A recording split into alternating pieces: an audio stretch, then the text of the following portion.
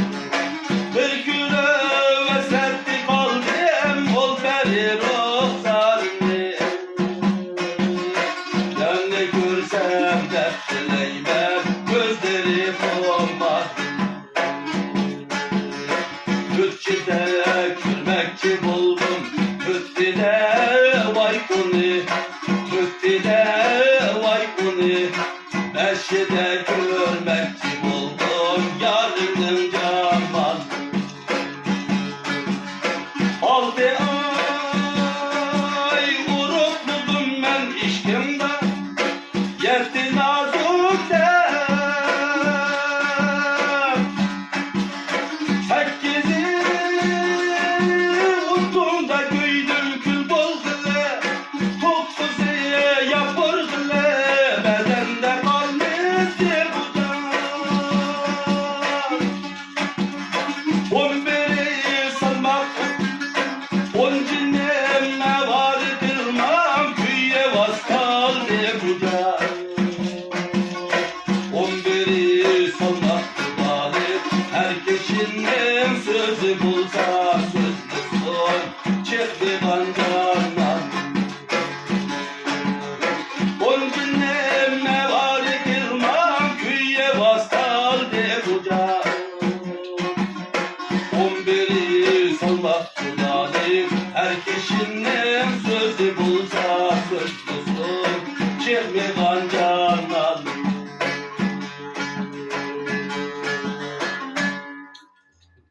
Okay.